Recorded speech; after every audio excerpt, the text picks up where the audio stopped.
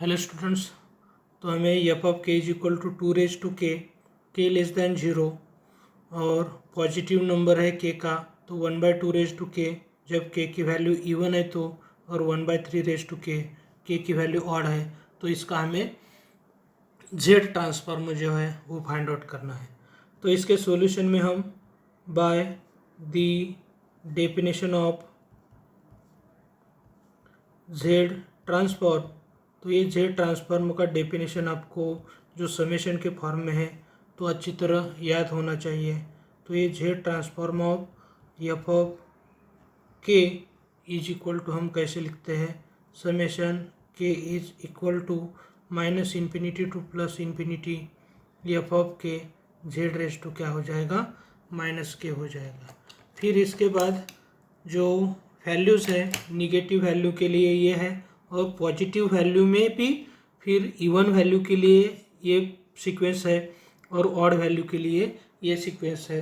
तो पहले हम निगेटिव और पॉजिटिव के लिए यहाँ लिखते हैं। तो यही समेशन क्या हो जाएगा, निगेटिव वैल्यू -1 टू -इन्फिनिटी होता है तो ये F of K Z raise to के, और पॉजिटिव जो वैल्यू है के इज इक्वल टू क्या हो जाएगा 0 to plus infinity F of K Z raise to क्या हो जाएगा -के हो जाएगा। अब आप यहाँ अच्छी तरह देख सकते हैं, इसमें थोड़ा सा हमें क्या करना है, -1 टू -इन्फिनिटी के लिए ये जब सीक्वेंस की वैल्यू लेंगे K is equal to -1 to -minus infinity तो ये यहाँ आ जाएगा। तो इसके रिलेटेड एफ ऑफ के की वैल्यू क्या आएगी, 2 इंटू जेड रेस टू क्या होने वाला है, -के हो जाएगा। प्लस अब आपको ये जो समेशन है ये समेशन मैं एक्सपांड कर रहा हूँ आपके सामने, लेकिन ये के इज इक्वल टू 0 के लिए मुझे क्या करना है, के इज इक्वल टू 0 यहाँ आता है तो यहाँ क्या हो जाएगा 1/2 रेज टू 0, तो ये एफ ऑफ के की वैल्यू है, एफ ऑफ के की वैल्यू, और यहाँ क्या हो जाएगा जेड रेज टू -0 हो जाएगा। प्लस जो नेक्स्ट पार्ट है, नेक्स्ट पार्ट के इज इक्वल टू 1, यह के की वैल्यू 1 है तो 1 के लिए मुझे क्या करना है, एफ ऑफ के की वैल्यू 1/3 रेज टू 1 लेना है, और यह क्या हो जाएगा जेड टू द पावर -1। फिर क्या हो जाएगा, के की वैल्यू जब 2 है तो यह क्या हो जाएगा, एफ ऑफ के की वैल्यू 1/2 रेज टू 2 हो जाएगा, 1/2 रेज टू के की वैल्यू 2 है, और यहाँ जेड टू द पावर के की जब हम 2 करते हैं चूज तो इसी तरह हो जाएगा। फिर जब हम के की वैल्यू 3 पुट करते हैं तो यहाँ 3 के लिए 1/3 रेज टू के, लेकिन के की वैल्यू हम 3 चूज कर रहे हैं तो ये 1/3 रेज टू 3 हो जाएगा, और यहाँ जेड टू द पावर -3 हो जाएगा।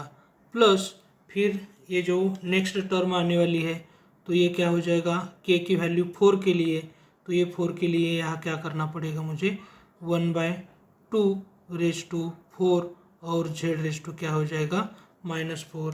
फिर 5 के लिए एक टर्म और देखते हैं तो ये 5 यहाँ का नंबर है तो ये क्या होने वाला है 1/3, और 1/3 की पावर क्या हो जाएगी 5, और यहाँ क्या हो जाएगा Z to the power -5, plus and so on infinitely many term.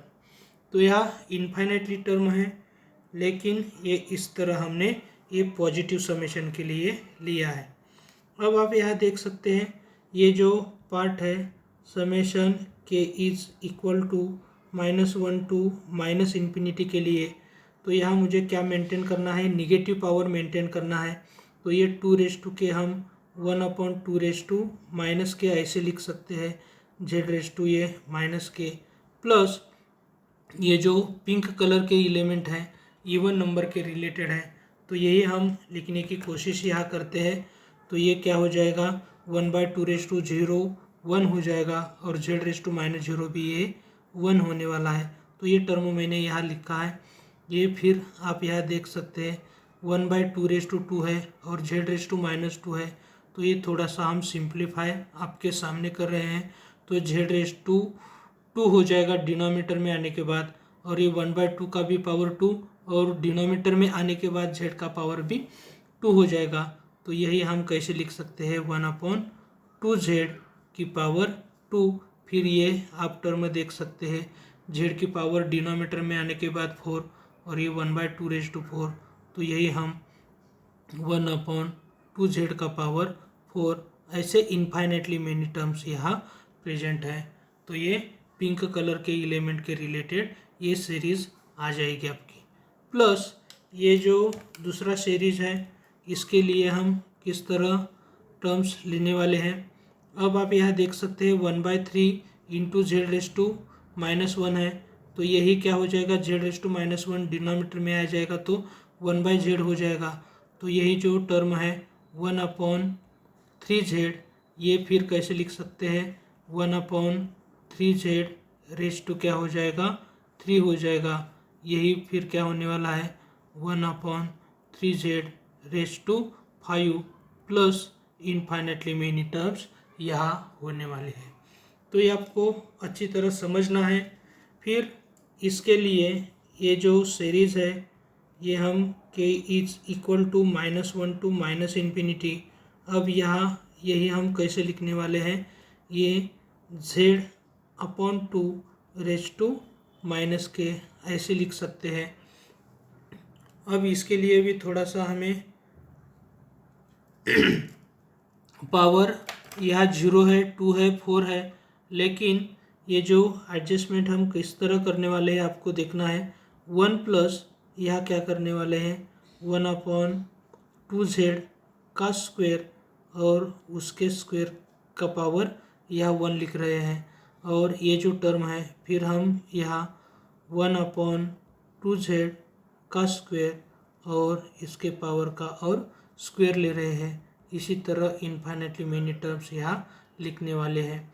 फिर यहाँ आप देख सकते हैं 1/3z जो है वो 1/3z कॉमन आने वाला है। यहाँ 1/3z कॉमन लेने के बाद यहाँ 1 हो जाएगा। फिर 1/3z⁻2 है वो हम कैसे लिखने वाले हैं 1/3z⁻2 जो 2 है इसकी पावर फिर 1 लेने वाले हैं।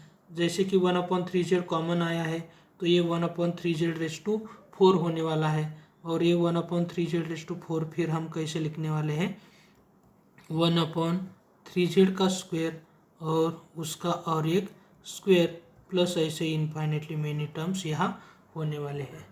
तो ऐसा क्यों कर रहे हैं इसका रीज़न भी आपको देते हैं ताकि आपको ये कंसेप्ट इजीली समझ में आएगा। लेकिन उससे पहले मुझे क्या करना है ये जो सीरीज़ है इसके बारे में सिंप्लीफिकेशन करना है।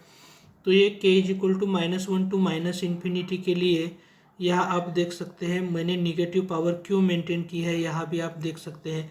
इस सीरीज़ का सम जो है z/1 - z है, लेकिन यहाँ z के जगह क्या है z/2 है। तो ये यूज़ करने के बाद z के जगह मैं क्या कर रहा हूँ z/2। तो ये इसी तरह 1 - z/2 हो जाएगा। अब ये जो सीरीज़ है इसका तो यूज़ हो गया ही है। फिर आप यहाँ देख सकते हैं इन दोनों का कंपैरिजन, तो आपको समझ में आया होगा 1/2z⁴ मैंने ऐसा क्यों लिखा है। तो हमें ये सीरीज़ मालूम है 1 + x + x² + x³ ये हम 1/1 - x ऐसा लिखते हैं। लेकिन यहाँ x के जगह जो टर्म है वो टर्म कौन सी है ये टर्म है। और फिर यहाँ भी x के जगह कौन सी टर्म है 1/3z⁻2। तो ये सीरीज़ का यूज़ यहाँ इसी तरह करेंगे तो ये आपका सॉल्यूशन मिलने वाला है।